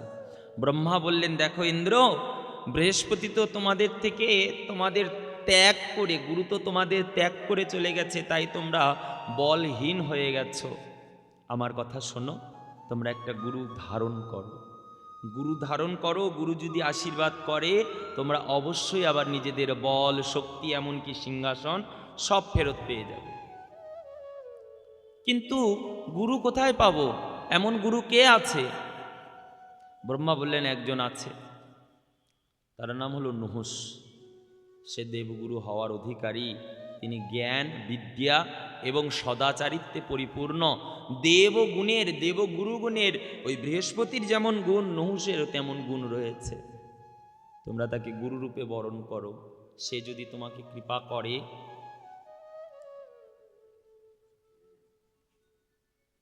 দেবরাজ ইন্দ্র আদি সবাই গিয়ে ব্রহ্মার শরণাগতি হলেন। ব্রহ্মা সর্বসিদ্ধান্ত সম্মত করে মথিত করলেন। ভগবান শ্রীহরির নির্দেশে গুরু সন্ধান করতে করতে একজন গুরু পাওয়া গেল। সম্মতি আবার সেই গুরু দিলেন যে গুরু হবেন, তার নাম ছিল ত্বষ্টা। তিনি গুরু হলে পরে দেবতারা শক্তি ফেরত পাবে। ত্বষ্টাকে গুরু করা হলো। গুরুর শক্তিতে দেবরাজ ইন্দ্র আদি সবাই শক্তি ফেরত পেয়ে অসুরদের সঙ্গে যুদ্ধ করে দেবরাজ্য তারা পুনরায় উদ্ধার করলেন। কিন্তু এইদিকে ইন্দ্রের সন্দেহ হচ্ছিল, ত্বষ্টাপুত্র বিশ্বরূপ কোনোভাবে অসুরদের সঙ্গে মনে হয় যুক্ত রয়েছে। সন্দেহবশত গুরুপুত্রকে বধ করে দিলেন ইন্দ্র। আর গুরুদেব ত্বষ্টা কোপিত হয়ে ইন্দ্রকে মারার জন্য এক ভয়ঙ্কর যজ্ঞ শুরু করলেন। আর যজ্ঞের অগ্নি থেকে সৃষ্টি হলো এক ভয়ঙ্কর অসুর, তার নাম হলো বিদ্যাসুর। ব্রহ্ম অগ্নির অসুর, কিছুতেই তার সঙ্গে পারা সম্ভব নয়। এত ভয়ঙ্কর বলশালী ইন্দ্র আর সেই অসুরের এত ভয়ঙ্কর যুদ্ধ হলো। কেউ হারে না, আবার কেউ জয়লাভও করতে পারে না। অনেক দিন ধরে এইরূপ ভয়ঙ্কর যুদ্ধ হওয়াতে যুদ্ধেও শেষ কি করে হবে? ব্রহ্মার কাছে শরণাগতি হলো। ব্রহ্মা বললেন, বিদ্যাসুর হলেন ব্রহ্মজ্ঞ, ওকে মারতে গেলে কোনো ব্রহ্মজ্ঞ ব্রহ্ম অস্ত্রের প্রয়োজন। এই যে কোনো ব্রহ্ম অস্ত্রে হবে না, কোনো ব্রহ্মজ্ঞ ঋষির অস্থি দিয়ে বজ্র বানিয়ে তাকে নিক্ষেপ করলে সেই বজ্রের আঘাতে সে মরবে। এমন কে আছে? একজন আছে, তার নাম হলো দধীচি মুনি। সবাই মিলে বললেন, মুনিবর আপনি যদি দেহত্যাগ করে আপনার অস্থি দান করেন তাহলে বৃত্তাসুর মরবে আর ইন্দ্র রক্ষা পাবে। দধীচি মুনি বললেন, আমার আত্মত্যাগে যদি দেবতারা রাজ্য ফেরত পায়, ইন্দ্র সিংহাসন পায়, ওই বৃত্তাসুরের নিধন হয়, তাহলে আমার আত্মত্যাগ করতে কোনো সংশয় নেই। দধীচি মুনি নিজের আত্মত্যাগ করে দিলেন। আর দধীচি মুনির আত্মত্যাগ করায় তার অস্থি দিয়ে বজ্র বানিয়ে ইন্দ্র সেই বজ্র যেই বৃত্তাসুরের মধ্যে প্রবেশ করিয়েছেন, বৃত্তাসুর সেখানে দিব্য জ্যোতি রূপে ভগবত লোক গমন করলেন। পরীক্ষিত, এই বৃত্তাসুরকে মেরে ইন্দ্রের হয়ে গেল ব্রহ্মশাপ, ব্রহ্ম অভিশাপ। পরীক্ষিত বলেন, কেন গুরুদেব? বৃত্তাসুর তো একজন অসুর, তাকে মারার জন্য ব্রহ্ম অভিশাপ কেন পেতে হবে ইন্দ্রকে? বললেন, কারণ সে ছিল ব্রহ্মজ্ঞ। ইনি পূর্বজন্মে চিত্রকেতু রাজা ছিলেন, যিনি তপস্যার ভক্তির বলে গন্ধর্ব দেহ প্রাপ্ত হয়েছে। সামান্য মহেশ্বরের প্রতি সংশয়ের কারণে তিনি আজকে অসুর হয়েছেন, তাই তাকে মারাই ব্রহ্ম অভিশাপ। এমন অভিশাপের জ্বালা হলো অঙ্গে যে ইন্দ্র আর কোথাও স্থির থাকতে পারছেন না, তাই পদ্মের নালের মধ্যে নিয়ে গিয়ে নিজেকে আত্মগোপন করলেন। আর দেবরাজ ইন্দ্রের সিংহাসন তখন খালি হয়ে পড়ে রইল। দেবরা ব্রহ্মার কাছে গিয়ে বললেন, হে ব্রহ্মদেব, আমাদের সিংহাসনে আমাদের কোনো রাজা নেই, কে বসবে রাজ সিংহাসনে? তখন নহুষকে আনা হলো রাজা বলে, কিন্তু নহুষ এতটা লোভী ছিল, রাজ সিংহাসনে বসে তিনি ভাবলেন, আমি যখন ইন্দ্রের সিংহাসন পেয়ে গেছি, আমি যখন ইন্দ্র হয়ে গেছি, তাহলে আমি চাইলে ইন্দ্রের পত্নীটাও আমার, কারণ আমি তো ইন্দ্র। ইন্দ্রপত্নী শচীকে কামনা করলেন। শচী শরণ নিলেন সপ্ত ঋষির। ঋষিরা বললেন, বুদ্ধি দিলেন, যদি ইন্দ্র তোমাকে এইভাবেই চায়, বলো ইন্দ্রকে, তাকে বিবাহ তুমি করবে, কিন্তু সে যদি সপ্ত ঋষির দ্বারা পালকিতে চড়ে তোমাকে বিয়ে করতে আসে। ঋষিদের দ্বারা পালকিতে চড়ে আসছেন, ঋষিরা ধীরে ধীরে হাঁটছেন, নহুষের সহ্য হচ্ছে না। বুড়ো ঋষি বলে যেই পদাঘাত করেছে, পা গিয়ে লেগে গেছে ঋষি শ্রেষ্ঠ দুর্বাসায়। দুর্বাসা কুপিত হয়ে রথ লেগে অভিশাপ করলাম, দুষ্ট, দেবরাজের সিংহাসন পেয়ে কামুক হয়ে দেবরাজের পত্নীকে পাওয়ার বাসনা তুই করিস, অভিশাপ দিলাম, তুই খল জাতির সর্প হয়ে রমণক দ্বীপে বাস করবি। নহুষে সেখানেই রাজ্যপাট চুকে গেল। দেবতারা মিলে ঋষিদেরকে বলল, আপনি তো আমাদের দেবরাজ নহুষকে সিংহাসনে না বসে অভিশাপ দিয়ে দিলেন, তাহলে আপনি বলুন আমাদের দেবরাজ কি করে আসবে, আমরা কি করে রাজা পাব? তখন তিনি বললেন, তাহলে এক কাজ করো, তোমরা যদি এই জগৎ থেকে এমন কাউকে প্রস্তুত করতে পারো যারা ব্রহ্ম অভিশাপকে গ্রহণ করবে, তাহলে দেবরাজ ইন্দ্র ব্রহ্ম অভিশাপ থেকে মুক্ত হয়ে যাবে। কিন্তু একা তো কারো সম্ভব নয়, দেখো কে কে নেয়। দেবতারা সবার কাছে প্রার্থনা করলেন, চারজন দাঁড়ালেন, আমরা ব্রহ্ম অভিশাপ নেব। সবার আগে প্রস্তুত হলেন সাক্ষাৎ ধরিত্রী মাতা, যার জন্য ধরিত্রী মাতায় বড় বড় গহ্বরের সৃষ্টি হয়ে গেল। দ্বিতীয়তে রাজি হলেন সমুদ্র, সেই ব্রহ্ম অভিশাপ গ্রহণ করে সমুদ্রের জলে ফেনা সৃষ্টি হয়ে গেল। তৃতীয়তে গ্রহণ করলেন বৃক্ষকুল, বৃক্ষকুল অভিশাপ পেয়ে তাদের অঙ্গ থেকে অভিশাপ স্বরূপ আঠা রস ক্ষরণ হতে শুরু হয়ে গেল। চতুর্থতে গ্রহণ করলেন সমস্ত মাতৃকুল, সেই জন্য প্রত্যেক মায়েদেরকে মাসে একটা বিশেষ পর্বের মধ্যে দিয়ে যেতে হয়, এটা হলো ব্রহ্ম অভিশাপের পর্ব।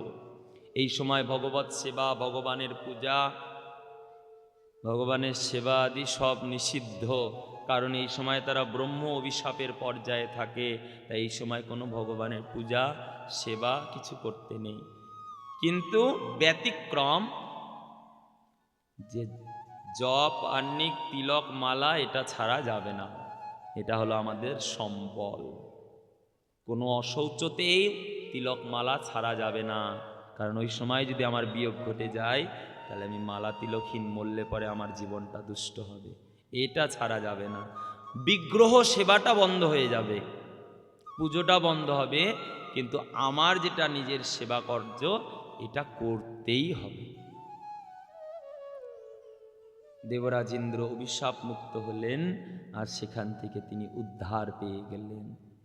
পরীক্ষিত, এই রূপে যারা ভগবানের সেবা করে সেই রূপে ভগবান তাকে করুণা করে থাকে, ভগবান ভক্তের মানকে ঊর্ধ্বে রাখে। ভগবান দেখে না কে ঋষি আর কে সাধারণ। যে ভগবানকে ভালোবাসে, ভগবানের সেবা করে, ভগবান তাকেই করুণা করে। এখানে জাতি কুল জন্ম কর্ম শূদ্র বিপ্র ন্যাসী কোনো বিচার নেই। জানো, এক সময় দুর্বাসার উপরে কোপিত হয়ে গেছিল ভগবান, শুধুমাত্র তার এক ভক্তের উপরে রোষের কারণে। কে? চন্দ্রবংশীয় একজন রাজা, তার নাম ছিল অম্বরীশ, যিনি ছিলেন একাদশী ব্রত পরায়ণ। দেখো, ভাগবতের মহিমা তো অনেক দৃঢ় গভীর আছে। যারা আগে ভাগবত কথা আমার থেকে শুনেছেন তারা শুনেছেন, এই সবের মধ্যে অনেক ভেঙে অনেক গূঢ় রহস্য আছে, কিন্তু আমাদের সময়টা হয়ে গেছে খুব কম। নিত্য যদি অন্তত 3 ঘন্টা 3.5 ঘন্টা বলা যায় তাহলে একটু বলা যায়, কিন্তু 2 ঘন্টা 2.5 ঘন্টা হতে হতেই 1টা 2টা করে প্লেয়ার উঠতে শুরু করে দেবে, তখন আর খেলতে ভালো লাগবে না। আর প্রথম দিনটা পুরোপুরি আমাদের লসে গেছে, কারণ অধিবাসেই শেষ হয়ে গেছে, কিচ্ছু ভাগবত করা যায়নি। এই যে চিত্রকেতুর উপাখ্যান, পুত্র মায়াতে, এখানে অনেক গূঢ় রহস্য আছে, যেগুলো না আমি অন্য স্থানে বলেছি, যারা শুনেছেন তারা জানেন, কিন্তু এখানে বলা সম্ভব হচ্ছে না, কারণ সময়টা খুব কম হয়ে গেছে। আর আমিও একটু সমস্যার মধ্যে আছি, আমার মনোবলটা একটু দুর্বল হয়ে গেছে, আজকে একটু মনটা খুব বিচলিত হয়ে আছে।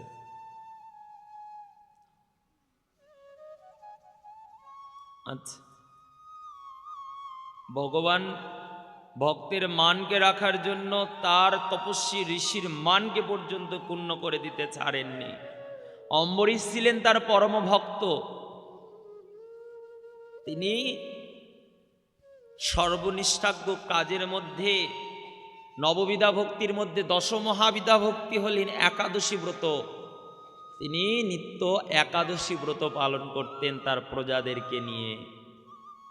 এত ভক্ত ছিলেন, 64 ভজনাঙ্গকে যাজন করতেন, সপাকে রন্ধন করে সেবা করতেন, নিজের স্ত্রীর হাতে পর্যন্ত সেবা করতেন না। নিষ্ঠাচারী ছিলেন, শাস্ত্রজ্ঞ ছিলেন, ভক্তিপরায়ণ ছিলেন। এই রকম নিষ্কিঞ্চন ভক্ত, দেখো তার কিরূপ গতি। দেবরাজ ইন্দ্র তার সেবা দেখে, ভক্তি দেখে মনে মনে ভাবলেন, হায় রে, অম্বরীশ যদি এইভাবে ভগবানের ভজনা করে, না জানি ভগবান অম্বরীশকেই ইন্দ্র বানিয়ে দেয়। এই ইন্দ্র বেটা সারা জীবন ভয় নিজের সিংহাসন নিয়ে, খুব লোভী, সারা জীবন ভয় করে আমার সিংহাসন কেউ নিয়ে নেবে না তো। এর আগে ভয় হলো, আবার ভয় শুরু হয়েছে আমার সিংহাসনটা কেউ নিয়ে নেবে না তো। ওই ভয়ের কারণে দেখো আজকে দেবরাজ ইন্দ্র কি করেছে, একজন ঋষিকে খেপিয়ে দিয়েছে। কে? দুর্বাসা। দুর্বাসাকে খেপাচ্ছে কিভাবে দেখেছেন? আপনারা আর কি সাধু হয়েছেন, বললাম মর্তে একজন রাজা হয়েছে, নাম অম্বরীশ, বাবা বিশাল প্রতাপী হয়েছে, ওখানকার সমস্ত প্রজারা তাকে তো ভগবান রূপে পুজো করে, প্রণাম করে, ভক্তি করে। দুর্বাসা বললেন, অবশ্যই তার হয়তো সেই কার্য সিদ্ধি হয়েছে, সে হয়তো সেই গুণের অধিকারী হয়েছে, তাই সবাই পূজা করে। বলে আর গুণ, মিথ্যা মিথ্যা প্রচার করে সেই ভগবান। বলে কি, মানুষে নিজেকে ভগবান প্রচার করে, এটা তো তার পাপ। সে নিজের পূজা সেবা জগতে প্রচার করে, সে এত বড় মূর্খ, নিজেকে বড় বলে মানে। দুর্বাসা ভাবলেন এটা তো করা অম্বরীশের একদম উচিত নয়, কেন আমরা জীবাত্মা, জীবাত্মা কখনো প্রণম্য বা ভগবান হতে পারে না। ভগবান হলেন একমাত্র পরমাত্মাই। অম্বরীশ বলছেন, দুর্বাসা বলছেন, এটা যদি করে তার খুব ভুল। আপনি যান না, একটু গিয়ে দেখুন না সে কেমন ভক্ত। সব খেপিয়ে টেপিয়ে দুর্বাসাকে দিয়ে পাঠিয়েছে। দুর্বাসা বলে, তুমিও আমাকে জানো না ইন্দ্র, আমি চাইলে তাকে সব সর্বনাশ করে চলে আসতে পারি। ইন্দ্র বলছে, আমি তো তাই চাই। সে একাদশীর পর দিন দ্বাদশীর দিনে চলে গেছেন দুর্বাসা তার ঘরে সেবা গ্রহণের জন্য। অম্বরীশ মহারাজ সকালে প্রস্তুত, আজ দ্বাদশী, সমস্ত ভক্ত নগরবাসীকে নিয়ে তিনি পারায়ণ করবেন। কিন্তু সেই সময় তার রাজ্যে এসেছেন দুর্বাসা। অম্বরীশের মনে আর আনন্দ ধরছে না। বাহ, আমার কত ভাগ্য, আজ দ্বাদশীর দিনে আমার ঘরে ঋষিশ্রেষ্ঠ দুর্বাসার আগমন। ভগবান কৃপা করেছেন গো। কেন? শাস্ত্রী বলেন, ভগবান তখন যদি কোনো ব্রতে সন্তুষ্ট হয়, খুশি হয়, তখন সেই ব্রত পূরণের মহিমা স্বরূপ ওই ব্রত পারায়ণের দিনে কোনো সাধু বৈষ্ণব ব্রাহ্মণকে পাঠিয়ে দেয় সেবা পুণ্য করানোর জন্য। আমার অহোভাগ্য, আপনি আমার ঘরে এসেছেন। দুর্বাসা বলছেন, অম্বরীশ, আজ আমি তোমার ঘরে এসেছি পারণ করার জন্য, চলুন একসঙ্গে সবাই পারণ করি। দুর্বাসা বলেন, না, আমি স্নান আদি সারিনি, এখন আমি পারণ করতে পারবো না, আমি গঙ্গা স্নান করে আসি, আমার সঙ্গে আরও আমার শিষ্যবৃন্দ আদি আছে, তাদের সবাইকে নিয়ে আমি পরে পারণ করব, আমি আসছি। এ কথা বলে তো গেলেন, কিন্তু জানো, দুর্বাসা যখন এই সেবা পরায়ণ হয়ে, ভক্তিপরায়ণ হয়ে সেখানে অপেক্ষা করছেন যে আসবেন অম্বরীশ, কিন্তু